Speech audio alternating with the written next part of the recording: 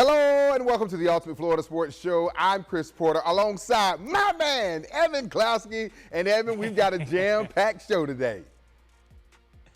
Oh, yes, we do. Look, we're going to be on your schedule next week. You got the Jags on a bye. Next week, the Buccaneers have the bye. And we have a lot to talk about. First, Florida firing Billy Napier. Florida State keeping Mike Norvell. Carson Beck giving the ball away. But let's start in Tampa because the doctor is in. Come on, Doc. 1 week not reporting on injuries. That was a fun stretch. After returning from his hamstring issues, Mike Evans stepped on the field for Monday Night Football, didn't even make it out of the first half before breaking his collarbone. The good news is Evans should be able to return for a playoff run if Tampa Bay can make it that far. The bad news is his streak of 1,000-yard seasons comes to an end at 11. That means he cannot break Jerry Rice's record. He will only tie it. That record not only meant a lot to Mike, but it was a source of pride for the players in that locker room, the organization, the community. You simply do not replace a Mike Evans, so the Bucs are going to have to reinvent themselves a bit here. Unfortunate, especially for Mike being the guy he is, the player he is, the leader for this organization. But, yeah, we just going to have to find ways to fill the shoes that, obviously he's not in there. So and that's it takes everybody at that point because it's Mike Evans. Emeka Egbuka has already shined early in his career with the Buccaneers. He's going to have to grow up quickly because he's the new top dog with Chris Godwin Jr. still nursing his own injury. Tez Johnson, Sterling Shepard, and Cade Otton will also help in the passing game, Chris. Man, I hate to see Mike Evans go down with that injury. But anywho, Evan, is it time for the Bucs to panic? Look, I can understand why some fans would want to. The injuries keep mounting up. I didn't even talk about Hassan Reddick. The squad just got annihilated on Monday Night Football against the Lions with a secondary littered with backups. But I just love all these national outlets, man. The Tampa Bay Buccaneers were #1 in their power rankings a handful of days ago. Then one game, poof. Let's bump them down as nearly barely a top 10 team. Baker Mayfield isn't in the MVP conversation anymore, yada, yada, yada. I'm not here to tell you things are going to be perfect. They are not. This team desperately needs a bye week because they're beaten up and need to regroup schematically with changing personnel. But do not panic. Even if they lose to the Saints, we're talking about a 5-3 team entering the bye week. They'd still be leading the division. Their final 6 games of the season right now are against squads who will not be in the playoff picture. So I still believe this group has the goods. And hey, maybe Jason Light will make a trade and bring in some reinforcements, especially if they move to 6-2 this weekend. You know all these national folks are real flaky. As long as you got Baker Mayfield, you guys are going to be all right, my friend. Let's talk about the Jaguars. The Jags using the bye week to try and fix what's going wrong on offense. Penalties, missed assignments, and mental errors continue to plague this unit. And facing quality opponents like Seattle and Los Angeles has not helped them through their 2-game losing streak. Trevor Lawrence has been sacked 7 times in each of the 2 last games, putting the offense behind the sticks and forcing them to have to climb out too many negative plays. Still, Center Robert Hainsey says there's no need to panic. No panic, Evan. No panic. The group just needs to reset, no panic. refocus. No panic. No panic. That's the theme. And get back to playing clean football after the bye. 4-3 going into the bye week, 10 games left, and haven't even sniffed our best football. We have so much to look forward to and so much improvement to make, and us making that improvement, and as individuals, as an offensive group, as a defensive group, and as a team as a whole, is what's going to dictate how the rest of the season goes. But you're not trying to reinvent the wheel. You're not trying to do anything crazy. It's just where can you find those advantages on a daily basis in practice, in the meetings, in the film, that is going to elevate your play as an individual, which in turn elevates the play as a group. So even with all of that being said, Trevor Lawrence is in the top 10 in passing yards. Can you believe that? Did you know that? While running back Travis Etienne is in the top 10 as far as rushing yards are concerned. Yeah, especially having Liam Coleman after a bye. I like that. To the defense now. How's Walker doing since having that wrist surgery? Trevor Walker is doing well since he had that wrist surgery. The talented edge rusher only missed 1 game after having surgery a few weeks ago. It was that Monday night thriller against the Kansas City Chiefs. As you know, Trayvon is a key piece to Anthony Campanelli's defense, and he's tough as nails. Trayvon saying he really can't grab anything because of that club on that left hand, but as long as he has one hand, he's G-O-O-D good. Trayvon also talked about the importance of this pass rush generating more pressure once the bye week is over. Important. Obviously, we haven't been doing up to our standard, and that's something that we want to continuously improve on. So that's just something that we gotta hone in on. And like I said earlier, as long as we execute play calls and things of that nature, know what we're doing, be in the right spots at the right time, then I feel like on the back half of the regular season, that'll take care of itself. When the defense had 4 straight games of forcing at least 3 takeaways per game, they were getting pressure on that opposing quarterback, and Evan, we know that's key. Yeah, I'm excited to see what the Jaguars can do in the second stanza of the season for them. As for the Gators, they finally did it, Chris. They fired Billy Napier. Bye. Good man, was a good recruiter, but ultimately the results were not good enough on the field, and the program made a change midseason during the bye week with the rivalry game on deck. I was a big fan of the Napier hire when it was made a handful of years ago, but Athletics Director Scott Strickland did suggest he should give up play calling duties. And obviously Napier did not do that, and maybe that was part of his demise. But Napier, you got the recruiting. With Dan Mullen, you got the results on the field. As Florida searches for its next head coach, they have to find a person who can bring the best of both Napier and Mullen. Hopefully, get a jump start on the searching process will help the school. Usually you have a week or two and you feel there's some kind of impending date that you want to get it to because it's a, portal opening up or signing day occurring or whatever. We have a little bit more time in this circumstance.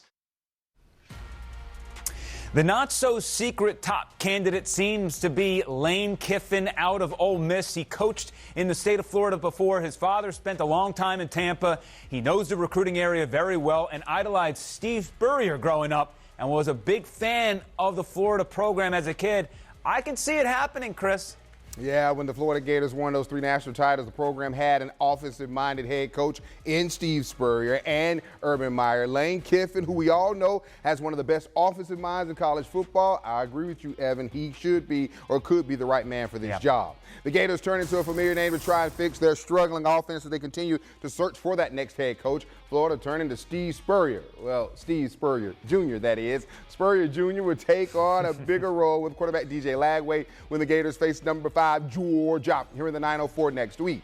Coach Gonzalez says Spurrier will be on the sideline working directly with Lagway while offensive coordinator Russ Callaway and quarterbacks coach Ryan O'Hara handle play calling duties from the booth. Gonzalez says the goal is real simple. They want to put the ball in the playmakers' hands and allow them to make plays. Napier's offense never found its rhythm, scoring just 50 points total in losses to South Florida, LSU, Miami, and Texas A&M. Now, Gonzalez hopes Spurrier's experience and that Gator pedigree can help open things up and get the ball down the field. First down. Move that ball. Yeah, there are 2 emotional games left on the schedule, Chris. That matchup heading into next week with Georgia plus Florida State next month. That could very well be Mike Norvell's last game with the Noles, but we'll see. He has 5 games to prove himself. He should, he's got 5 games to prove that he should remain in Tallahassee in 2026. And the tough part about Norvell is how do you balance 2022 and 2023 with whatever we have seen the past 2 seasons? The last road game the Noles have won was actually in Gainesville 2 years ago. And the biggest problem with what fans are seeing right now is that his system of development just doesn't seem sustainable. We can give him a free pass for his first 2 years in Tallahassee, but by now he should have a strong foundation with recruiting that guys are naturally elevating themselves year after year to keep a steady flow of talent. But ultimately, when you look back at 2023, a large reason for that success was the transfer portal. And Chris, don't get me wrong, the transfer portal is very important, but it has to supplement your roster. You can only plug so many holes before you get burned by the process, and I think that's what's concerning me most about Norvell at Florida State and the trend there. Yeah, the biggest key if you're going to win in college football, you got to recruit well, and you got to develop the people you recruit. Now, Norvell is not the guy, Evan. He's well on his way to having back-to-back losing seasons. The only way he keeps his job is he had to win out, and I don't see that happening, my friend. Miami quarterback and Jacksonville's own Carson Beck's turnover troubles are back, and they cost the Hurricanes their perfect season. Beck threw 4 INTs in the Canes' 24-21 loss to Louisville, his worst performance since transferring from UGA. He finished with 271 yards on 35 attempts, but no touchdowns. 2 of those picks came in the first half as Miami fell behind 14-10, and another in the fourth quarter ended what could have been a game-tying drive at the Louisville 31. Beck appeared visibly frustrated, afterward blaming one interception on a receiver miscommunication. It's Beck's first 4-pick game since November of last year here in Jacksonville against the Gators, and Miami fans are hoping this does not become a familiar storyline. Yeah, it's not the first time that obviously I've taken a loss or, had turnovers or, didn't play up to the standard that I want to play to each and every week. And again, sometimes you get out executed. Sometimes you don't execute the plan. And again, there's plays that, you wish you could have back. All ultimately came down to execution. And again, I have to be better. No doubt he's got to be better. Beck and the Canes will try to regroup against some really smart guys, the Cardinal of Stanford. Yeah, and look, everything's right in front of them for Miami. They take care of business, they'll be in the college football playoff. We're going to take a quick timeout, but in this week's Heart of the Game segment, how Buccaneers fans turned a negative into a positive regarding Mike Evans' injury. Does anyone have a clue on what's going on in Miami ahead in the Ultimate Rush where the Dolphins might need to stop doing press conferences? You're watching the Ultimate Florida Sports Show. Time now for the Ultimate Rush. This is when we discuss some topics affecting the Sunshine State and beyond. The only catch is we have 60 seconds to make our point, and I'm going to start us off with the World Series. With the Dodgers ripping through the National League en route to another pennant, many baseball fans are complaining about the competitive balance in baseball. Meanwhile, on the flip side, the Blue Jays haven't been to the World Series since 1993. Having said that, we have the team that spent the most on total payroll in the LA Dodgers against a squad that ranks second in total payroll in the American League behind the Yankees. It's obviously a bad look considering the league is heading towards a lockout in 2027 while owners fight for a salary cap. And while money does not win you championships, it creates a larger margin for error. Reminder, the Mets, Giants, Braves, and Rangers spent a bunch of money and didn't even make the playoffs. In the end, perception is sometimes reality, and baseball fans are upset. This is a problem created by rich owners, and ultimately, their wish of making enough fan bases upset is working, which is why they'll go to the bargaining table in a couple of years arguing for a cap. So it's really an owner-created problem, but it's becoming a problem for the fans, and that's going to induce the change, which is the biggest issue here. You know, Evan, when I agree with what you say, all we say is amen. And I agree with everything you said, so amen. At some point, let's talk NFL. At some point, belief has to be accountability. And for Mike McDaniel, that might be now. Tua Tagovailoa has been given every opportunity to prove he's the guy in South FLA. But after back-to-back 3-interception games and a 1-6 start, the evidence says otherwise. He's tied for the NFL in picks. The offense has completely lost his rhythm, and his confidence, once his greatest asset, looks shaken. Daniel's unwavering loyalty to Tua has been admirable, but it's also become a liability. This team is not just losing games, it's losing belief. Benching Tua, even temporarily, would not be punishment. It would be protection for both the quarterback and the locker room. Sometimes a restart is exactly what a team needs to remember who it's supposed to be. If McDaniel truly wants to spark his offense and save the season, it's time to make the tough call, sit Tua down, give Quentin Ewers a shot, and find out whether this Dolphins team still has a pulse, my friend. Yeah, all I know is that he is fighting for his job right now, so he has to do whatever he thinks is possible. And certainly what Tua has done since the start of the offseason has not been working. And all I know is when he talks, Mike McDaniel, I don't know what he's talking about at the podium. So that may explain why they can't win. That's a whole separate bag of beans there. We need another Ultimate Rush for that. Time now for the time now for the heart of the game. This is where we go beyond the X's and O's and remind people why we fell in love with sports in the first place. As we mentioned earlier in the show, Mike Evans suffered the worst injury of his career, and it has cost him a chance at making NFL history. Well, Evans is such a beloved member of the Tampa community. Within 12 hours of that injury, more than $2,000 were donated to Mike Evans Family Foundation. In 24 hours, it grew to more than $13,000. At last check, it was north of $16,000, all by donating $13 for number 13. This wasn't anything the foundation posted on social media. It was an organic effort to remind the athlete, hey, we got you. We know this hurts, but hopefully this shows you that we got your back. And I just think that's awesome to see, because in sports, it's almost always the athlete creating memories for us, the fans. But in this case, we got the opposite, which is rare to see, Chris. And you talked at the top of the show about how much your community there in Tampa loves Mike Evans. This is just further proof that he is beloved there. And this reminds you that in this world we got all this negativity. It's some good, Evan. It's some good folk out there. 100%, and that is the essence of the heart of the game, which is why I love this segment. Yes, sir. Well, coming up, the ultimate stakes. The Jags are on a bye, but we got 2 Sunshine State teams to watch this weekend. Chris and I break it all down in a couple of minutes. Come on back. Hey, Dad. I don't need you to be perfect. I don't need you to be a superhero. I know you don't have it all figured out. Y eso está bien, porque eres mi papá. And that's enough. And scientific study shows when my dad is involved, great things happen. When test scores go up, I'm less anxious. I just become the best version of me.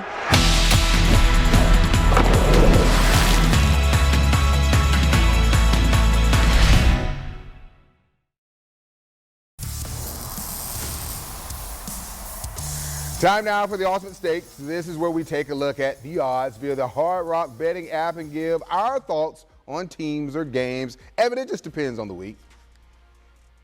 Yeah, you're right about that. Just a reminder, this is for entertainment purposes only, and I'm going to start us off with the Buccaneers heading on the road to take on the Saints. From a side perspective, the line was in the 5s before Monday Night Football. Then the Bucs lost to the Saints, and it went to 4.5. At last check, it's now 3.5, which is bad news for Tampa Bay because while the public is betting the Bucs, the smart guys are not. So if you want to follow blindly sharp action, the Saints look like the right side in a divisional matchup with the Buccaneers beaten up. Something I'm looking at are rushing prop for the Buccaneers. Josh Grizzard forced Baker Mayfield to throw the ball 50 times against Detroit. That was an egregious amount. Look for Grizz to get the ground game going, so I like Rashad White and Sean Tucker props, especially after Tucker toasted the Saints in New Orleans last season.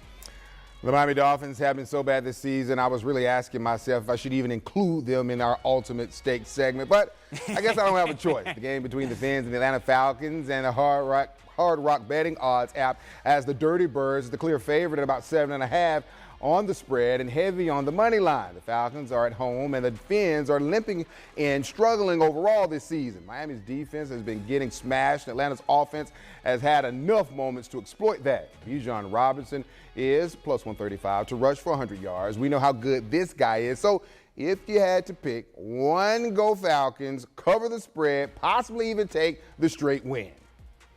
All right, guys, the NBA returns I love to all NBC. that, especially Bijan. There you go, my friend. The NBA returns to NBC this year and debuted Tuesday night ahead. And the last word, while there's no one happier than yours truly. Time now for the last word. This is where we clear the pain and sound off on a topic that has caught our attention, and Evan is leading us off.